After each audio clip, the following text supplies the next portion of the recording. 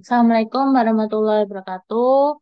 Pertemuan hari ini saya akan menjelaskan mengenai pengukuran dispersi atau ukuran sebaran. Ukuran sebaran merupakan salah satu materi dalam salah satu nilai gitu, nilai statistika yang hasilnya merupakan gambaran. Jadi termasuk ke dalam statistika deskriptif. Nih ya. Ukuran dispersi menggambarkan bagaimana suatu kelompok itu tersebar terhadap pusat rata-ratanya.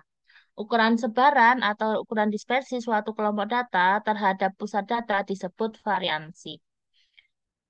Ukuran dispersi terbagi menjadi dua, yaitu dispersi mutlak dan dispersi relatif, yang nilainya berubah-ubah sesuai dengan data sampel yang digunakan sebagai acuan. Contoh ukuran dispersi relatif adalah koefisien variansi.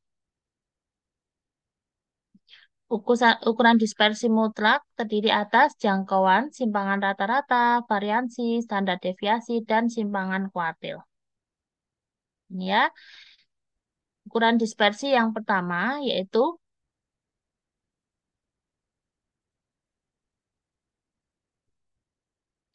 ukuran dispersi yang pertama yaitu jangkauan. Jangkauan adalah selisih antara nilai tertinggi dengan nilai terendah. Ini ya, misalkan di sini terdapat kelompok data. Di sini ada dua soal ya. Yang pertama adalah terdapat 5 soal, 30, 40, terdapat 5 data, 30, 40, 50, 60, dan 70. Berapa jangkauannya? Tadi ya, selisih antara nilai tertinggi dengan nilai terendah, yaitu jangkauannya 70 dikurangi 30, 40 ya. Kemudian terdapat data tunggal yang jumlahnya agak banyak di sini. 80 data ya. Pertama-tama kita harus urutkan dulu data 80 data ini dari kecil ke besar atau dari besar ke kecil. Sehingga kita peroleh nilai maksimalnya 99 dan nilai minimalnya adalah 35. Untuk menghitung jangkauan, maka nilai maksimal dikurangi nilai minimal 64. Selanjutnya, ukuran dispersi mutlak yang kedua yaitu simpangan rata-rata atau mean deviation atau mean deviasi. Itu ya, simpangan rata-rata. Rumusnya seperti ini ya. Simpangan rata-rata atau SR itu sama dengan sigma XI min X bar. Sigma sig- sigma I sampai dengan N atau jumlahan dari apa? Dari selisih mutlak antara tiap data dengan rata-ratanya dibagi N. Ya. Jumlahan dari I sampai dengan N data dari apa? Dari selisih absolut atau mutlak dari selisih XI dengan X barnya. Itu dibagi N. Di sini ya, contoh soal yang pertama.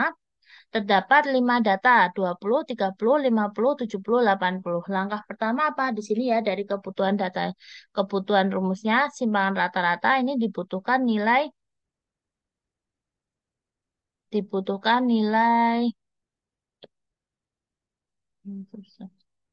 ya, dibutuhkan nilai X bar, dibutuhkan nilai X bar atau rata-rata.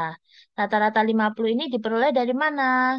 Tadi kemarin ya, rata-rata itu sama dengan jumlah data dibagi banyaknya data. Jumlah datanya berapa di sini? 20 ditambah 30 ditambah 50 tambah 70 tambah 80. 250. Banyaknya data berapa di sini? Banyaknya data adalah 5. Ya, 250 dibagi 5 ketemu nilai rata-ratanya 50. Kemudian kita hitung simpangan rata-ratanya ya. Simpangan rata-rata tadi apa? Jumlahan dari selisih mutlak gitu ya. Selisih mutlak antara XI atau tiap data dengan X bar-nya.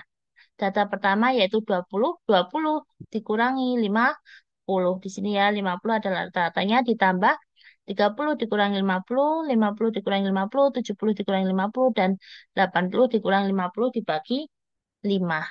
Itu ya rumusnya seperti itu. Absolut artinya apa? Selisih. Se- Jika terdapat nilai negatif, maka hasilnya positif. Ya, di sini diperoleh simpangan rata-ratanya adalah 100 dibagi 5, ya, atau 20. Dan jika datanya berupa data berkelompok seperti ini, kemarin ya, di pertemuan ke sebelumnya, Data berkelompok yang disajikan dalam bentuk tabel distribusi frekuensi seperti ini. Itu.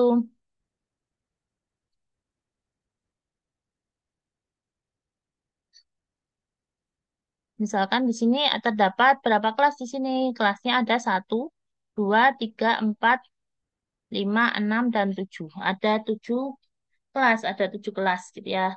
Ada 7 kelas. Di mana interval kelasnya berapa di sini? 9 ya. Dari 112 sampai dengan 120. Total frekuensinya 40. Yuk, rumusnya sama ya. Rumusnya sama yaitu sigma FI. Misalkan di sini untuk tiap kelasnya nilainya lebih dari 1, maka sigma FI. Sigma FI dikalikan selisih absolut SI min X bar dibagi sigma FI. Di sini. Yuk, dilihat di slide selanjutnya di sini. Untuk mewakili nilai dari tiap kelas, nilai yang mewakili tiap kelas adalah apa kemarin? Titik tengah ya, di sini ya. Jadi, untuk kelas 112 sampai dengan rentang 120 diwakili oleh nilai XI yaitu 116. Dapatnya nilai 116 dari mana kemarin? Titik tengah diperoleh dari batas bawah ditambah batas atas dibagi 2. 112 ditambah 120 dibagi 2. Ketemunya 116 ya. Nilai yang mewakili tiap kelas adalah titik tengah. Titik tengah diperoleh dari mana? Batas bawah. Nilai batas bawah ditambah batas atas dibagi 2. Sama ya, berarti titik tengah kelas kedua diperoleh 125 dari mana? Dari 121 ditambah 129 dibagi 2. Dan seterusnya. Diperoleh titik tengah dari ke 7 kelas. Dia ada 7 kelas. Kebon. Setelah itu apa? Hitung rata-ratanya dulu. Rata-rata. Rata-rata kemarin rumusnya apa? FI dikalikan dengan XI gitu ya. Sigma FI XI dibagi 2 gitu ya. Sigma FI XI dibagi Sigma FI XI dibagi Sigma F. Lupa. Malah ya. Kemarin ya rumusnya untuk untuk ukuran pemusatan. Bentar, udah bukakan.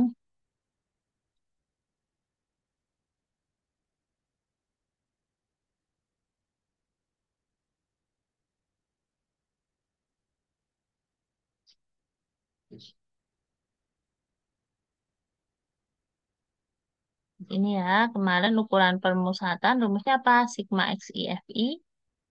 Nih, XI-nya M ini tadi ya, titik tengah per sigma FI gitu ya. Jadi untuk menghitung rata-rata kemarin gimana?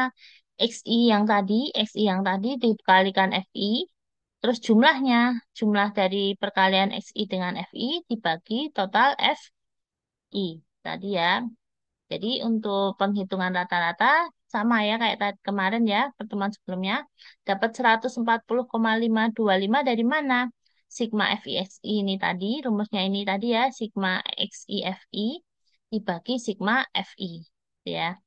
Total perkalian antara titik tengah dengan frekuensinya dibagi banyaknya frekuensi. Itu ya. Temu nilai rata-rata 140,525. Kemudian di sini kita perhitungan untuk kolom keempat. Kolom keempat dapat dari mana ini?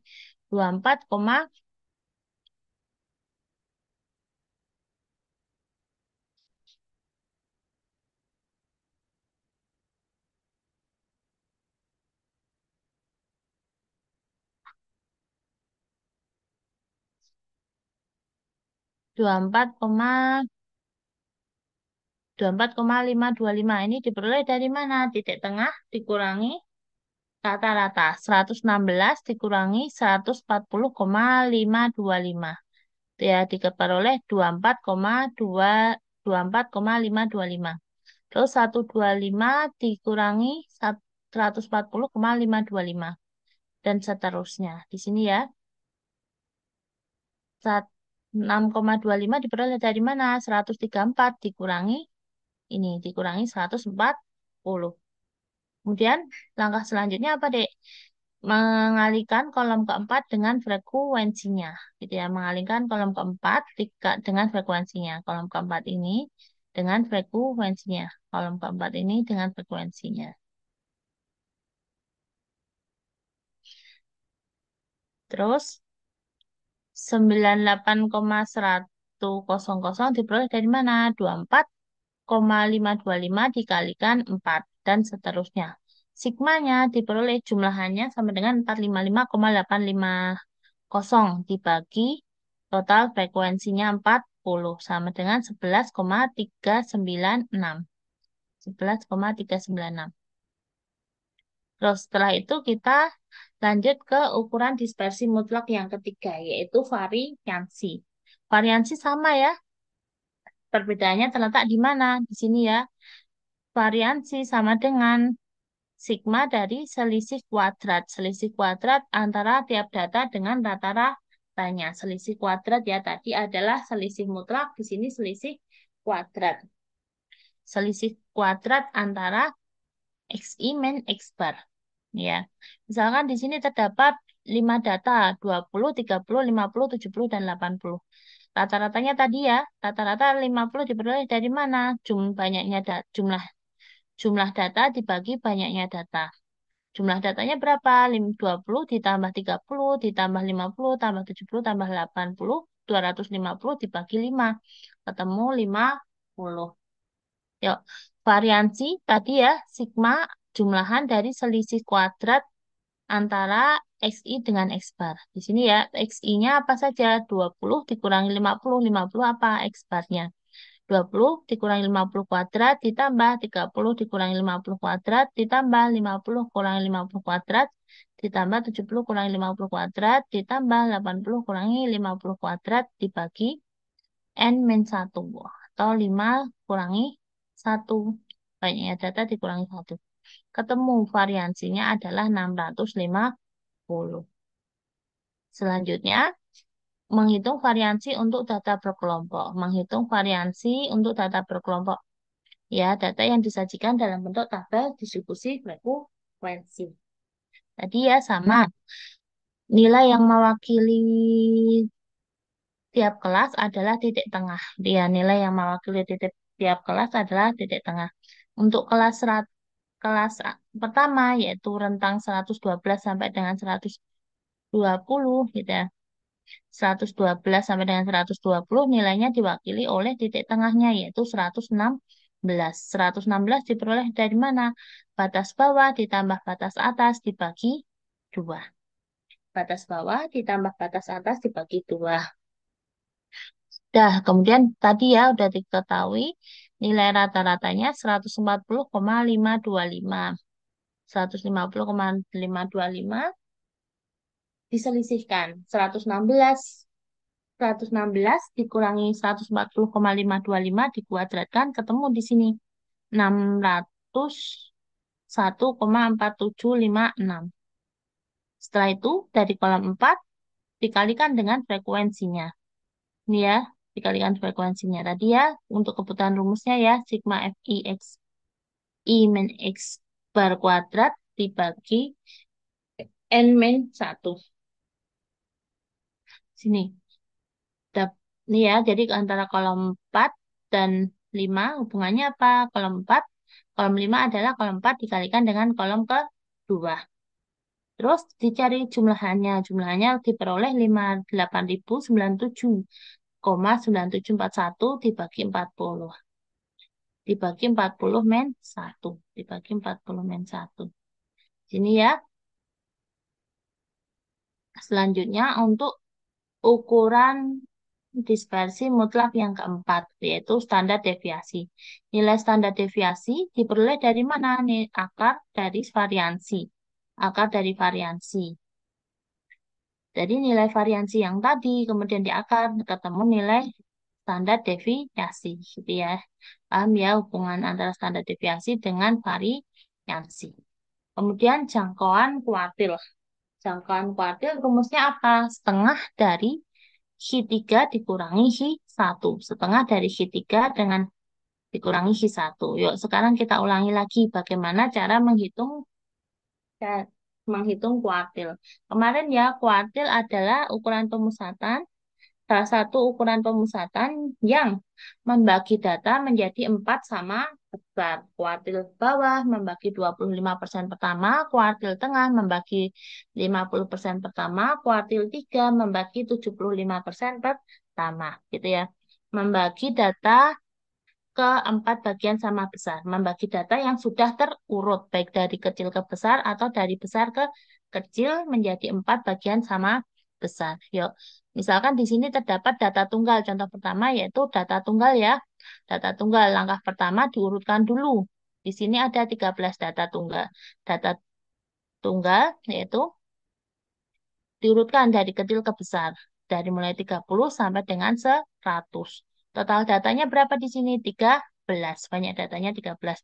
Yuk, pertama kita cari dulu letaknya dulu. Q1 merupakan data ke atau nilai data ke kemana? Ini ya kemarin rumusnya ya, ada rumus ya kemarin.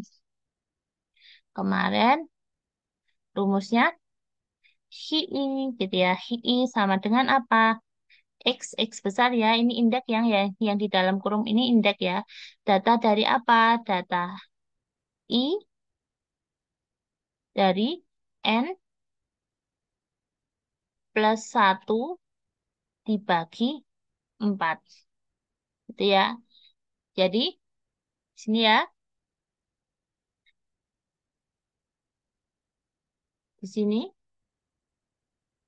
Q1 sama dengan data ke I-nya diganti 1 ya, data ke 1 ditambah N-nya banyaknya data 13 ditambah 1 dibagi 4. Berarti Q1 merupakan data ke 3 setengah, data ketiga setengah gitu ya. Berarti data 3,5. Ini ya, di sini data ketiga sama setengah gitu ya. Setengahnya berapa? Yuk. Ya, berarti data 3 ditambah setengah dari data keempat dikurangi data ketiga. Itu ya. Itu ya. Operasi matematika pengerjaannya dilakukan dari mana? Dikerjakan yang di dalam kurung dulu, kemudian di dalam kurung dulu baru perkalian gitu ya, baru perkalian. Antara perkalian dan penjumlahan, menang yang mana? Menang perkalian dan pembagian dulu baru penjumlahan pengurangan, kecuali terdapat kurung gitu ya. Ya, di sini berarti kerjakan yang di dalam kurung dulu dikalikan setengah baru dijumlahkan 40. 42,5. Yuk, sekarang kuartil 3 atau kuartil atas nilainya gimana? Nilainya gimana? I-nya diganti 3, 3 ditambah, 3 dikali N plus 1, 13 ditambah 1 dibagi 4. Ya. 3 kali 14, 42 dibagi 4 sama dengan 10 setengah. Q3 merupakan data ke 10 setengah. Data ke 10 ditambah setengah dari data ke 11 dikurangi data ke 10. Hasilnya berapa di sini? 82,5. Untuk menghitung jangkauan kuartil, tadi ya jangkauan kuartil sama dengan setengah dari Q3 dikurangi Q1. Ini diperoleh berapa? Setengah dari 40 sama dengan 20. Ini adalah cara penghitungan jangkauan kuartil untuk data tunggal. Yuk, selanjutnya menghitung jangkauan kuartil untuk data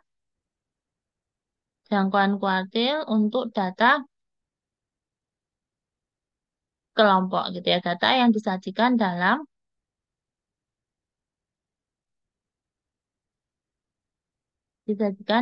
bentuk tabel distribusi frekuensi. Yuk, kemarin langkah pertama apa? Kita tentukan dulu letaknya. Setelah kita tentukan letaknya, kita tentukan apa? Kelas kuartilnya. Setelah kita tentukan kelas kuartilnya, baru kita hitung ya. Kemarin komponennya apa saja toh? Komponennya untuk menghitung kuartil. Sini ya, komponen menghitung kuartil. Nih, di sini ya. Setelah kita menentukan letaknya, komponen menghitung kuartil gimana? Apa saja? L0. L0 adalah tepi kelas bawah dari kelas kuartil. Setelah itu C adalah interval kelas. C adalah interval kelas.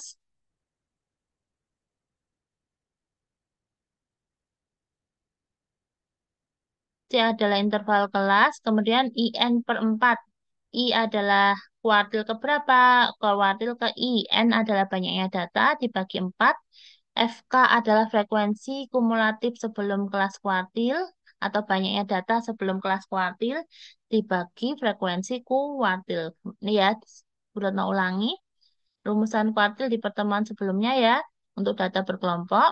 Pertama kita tentukan dulu letaknya. Kita tentukan dulu letaknya ya. Kalau kuartil 1 berarti IN per 4. IN per 4 berarti apa? I-nya 1, N per 4 gitu ya. Terus kalau kuartil 3, 3N per 4. I-nya 3 ya. Setelah kita tahu letak kuartilnya di data keberapa, terus kita tentukan kelasnya. Kelasnya yang mana? Setelah kita tahu kelasnya, kita tentukan ini komponen-komponennya. L0 adalah tepi kelas bawah dari kelas kuartil. C adalah interval kelas. Interval kelas kemarin apa rumusnya? Batas atas dikurangi batas bawah ditambah 1. Kemudian N jumlah frekuensi. FK apa FK? FK adalah total data sebelum kelas kuartil. Total data sebelum kelas kuartil. FV frekuensi atau jumlah data pada kelas kuartil. Yuk kita masuk ke contoh soal yang tadi. Nih ya, di sini. Q1. Q1 itu letaknya di mana? Data ke-25. Data ke-25 ya, tadi ya, IN plus 1.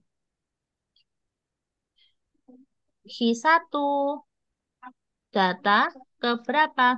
Data ke N per 4 ya, N per 4. N-nya berapa di situ? 100 dibagi 4. 100 bagi 4 sama dengan 25.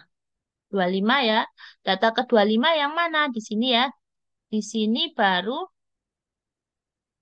di sini di kelas pertama baru 5, baru ada 5 data. Kelas kedua jumlah datanya berapa? 5 ditambah 18 ada 23 data. Yuk, selanjutnya di kelas selanjutnya ada 42 data. Berarti data ke-25 ada di kelas ketiga. Nih ya. Ini disebutkan ya. Q1 ada di kelas ketiga. Q1 ada di kelas ketiga ya. Yuk. Terus Q3 letaknya ada di mana? Ini tadi ya sama ya. Q3 tadi ada di Q3 sama data kemana? Data ke berapa? Data ke 3 N per 4. Atau 300 dibagi 4 sama dengan 75. Data ke 75 yang ke berapa? Di sini ya. Di sini data kelas pertama 5, kelas kedua 23, kelas ketiga itu 23 tambah 42. Ada berapa di situ? Ada 75. Eh, berapa? 23 tambah 65 ya. 23 tambah 42 itu 65. Terus ditambah lagi 27. Data ke-75 ada di sini. Data ke-75 ada di kelas ya misalkan Bu Retno tuliskan seperti ini. Frekuensi kumulatif ya. Di sini baru 5. Terus bawahnya ada 23, bawahnya ada 65. Ya kan? 23 tambah 42 adalah 65 tambah 27 itu 92 tambah total data di kelas terakhir atau kelas 5 ada 100 ya. Misalkan ini. Ini frekuensi kumulatifnya.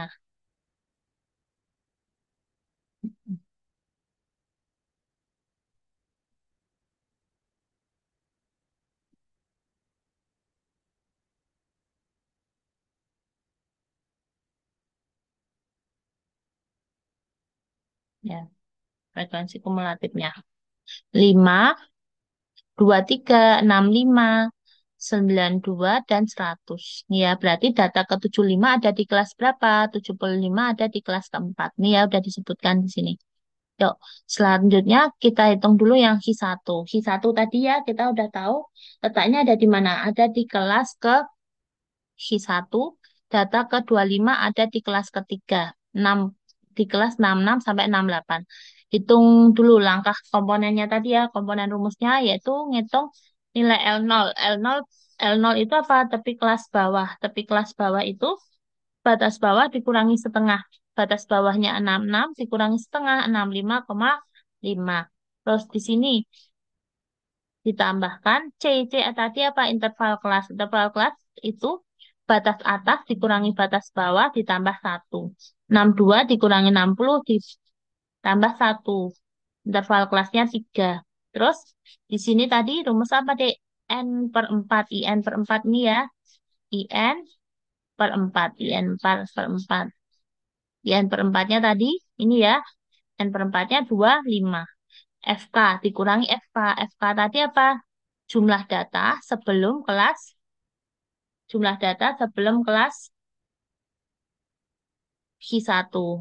Q1 tadi kelas ketiga, jumlah data sebelum kelas 3, kelas ketiga yaitu 23. Terus dibagi frekuensinya kelas ketiga. Tadi ya kelas kelas dari kuartil 1 adalah kelas ketiga, frekuensinya adalah 42. Di sini ya, operasi matematika kerjakan di dalam kurung dulu, setelah itu baru dikalikan, baru ditambah 65,5. Ketemu kuartil bawahnya 65,64. Terus selanjutnya untuk kuartil atas sama ya cara menghitungnya. Kuartil atas sama. Setelah kita tahu, setelah kita tahu letaknya yaitu ke data 75, kita cari dulu kelasnya. Kelasnya yaitu di kelas keempat. Kelas keempat ya berarti di antara rentang 69 sampai dengan 71. Langkah pertama tentukan tepi kelas bawahnya dulu. 69 dikurangi setengah yaitu 68 setengah. Ditambah C tadi batas atas dikurangi batas bawah ditambahkan 1. Dapatnya 3. Terus 75 diperoleh dari mana ini tadi ya? IN per 4, IN per 4 untuk Hi3, 3N per 4. Hi3 ya tadi IN per 4.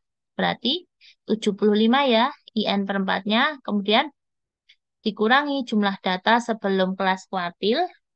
Kelas kuartilnya yaitu kelas keempat, datanya 65. Jumlah data sebelum kelas keempat adalah 65 ini ya. Terus dibagi banyaknya frekuensi kuartil 3 yaitu 27. Ketemu 69,61. Di sini jangkauan kuartil untuk data berkelompok ini adalah setengah dari kuartil atas dikurangi kuartil bawah yaitu 1,985. Yuk, sampai sini ada pertanyaan enggak dulu?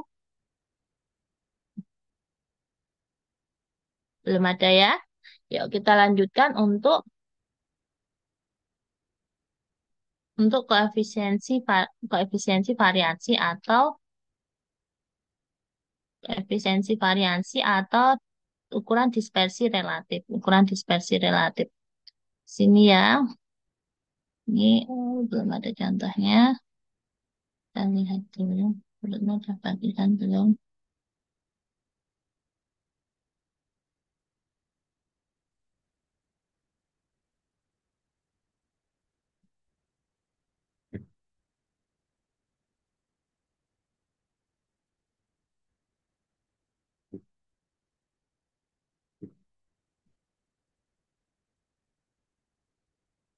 Ya, rumusan ukuran varian. Ukuran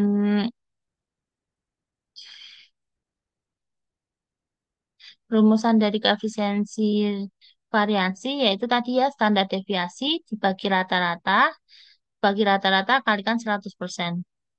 Di situ untuk menunjukkan bentar, mana ya cari dan